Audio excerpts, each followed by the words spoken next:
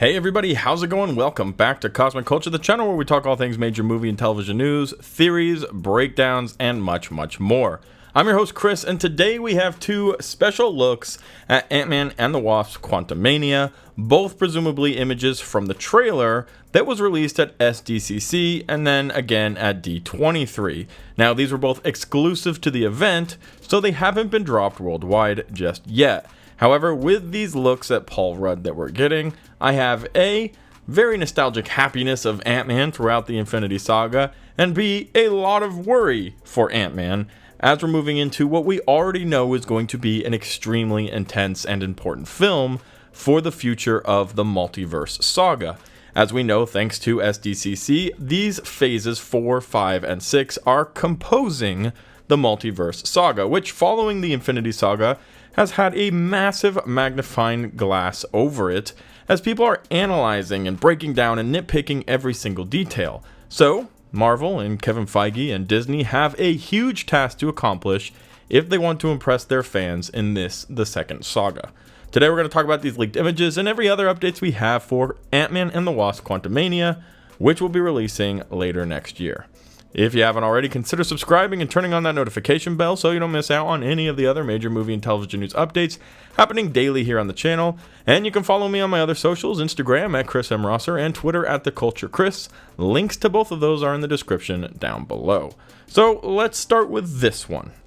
It turns out Scott Lang has written a bestseller, and it's called Look Out for the Little Guy. Now, we've heard reports from the trailers that have released, the exclusive looks that haven't been released worldwide, that Scott Lang is in fact annoying most people with his constant chatter about the Avengers and how he's an Avenger, and kind of claiming that he saved the day, which, to all fair credit, he did, by figuring out quantum realm travel and showing up way later because of rat freedom from the quantum realm. You guys know the whole story, I don't need to walk you through it.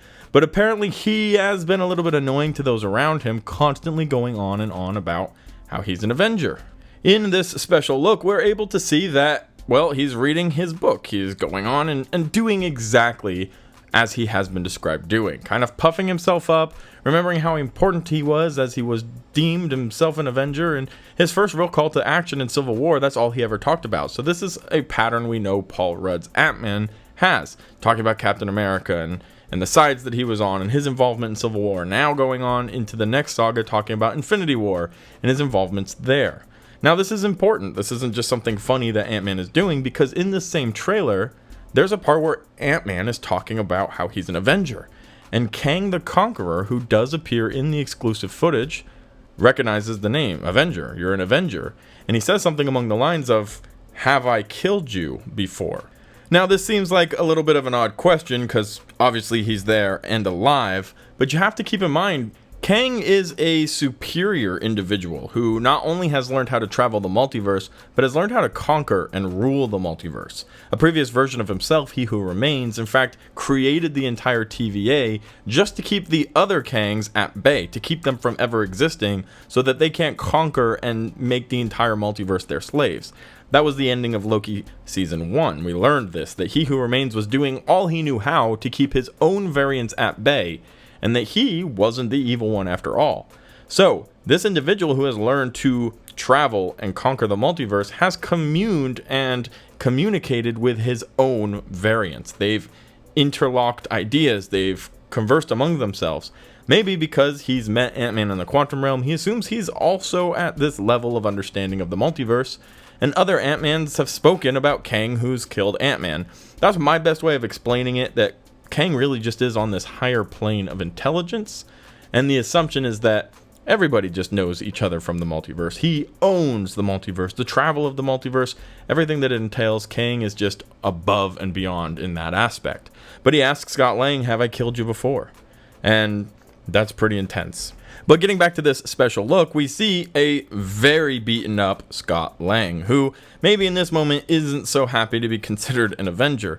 But it's not even just that. Paul Rudd and Scott Lang in the MCU are traditionally known for constantly goofing off, constantly making jokes, even through all the hardships that he as a character had to go through. Everything's a joke, everything's a magic trick, a practical joke. Nothing was ever really taken too seriously. Ladies and gentlemen, I present to you serious Scott Lang. it is an intense look, and whatever or whoever he's looking at here, whether it's his daughter or Hope, he's looking with very, very concerned eyes. Now, it's also possible he's looking at Kang the Conqueror himself, and my big question that stems just from this image, not necessarily because of this image and what this image is happening. I don't think that this is maybe the moment he dies, but it does make me wonder, what exactly is the weight of Ant-Man and the Wasp 3? Traditionally speaking, now this isn't the case anymore in the MCU, but traditionally speaking, every character got 3 movies. Iron Man 1 through 3, Captain America 1 through 3. It was Thor 1 through 3 until he got the first 4 movies, so he was the first to get a 4th movie, and now Spider-Man's getting a 4th movie, so it is a possible continued trend that they're not going to do just 3 anymore. So that's not necessarily the rule as it was. However, traditionally, and the majority of characters get their 3 movies and then a couple team-up movies, and it's done. This would be his 3rd film, Ant-Man and the Wasp: Quantumania. And he's played his part. He's had his role. His mantle is getting passed down to his daughter, as we've already seen in poster Stature, who is Cassie Lang and will be played by a new actress who was introduced to San Diego Comic-Con, a whole new direction. Maybe she'll join the Young Avengers, maybe she'll join the regular Avengers, depending on the timeline and how long they're all around. But this could be the end for Ant-Man, who has this lighthearted, goofy personality and mentality, and maybe he'll end up, much like Captain America and Iron Man had character arcs that were risen and character changes where they did the opposite of what they were. Specifically, Iron Man sacrificing himself and Captain America going and kind of leaving that good guy role to become the bad boy that we needed to win the Infinity War.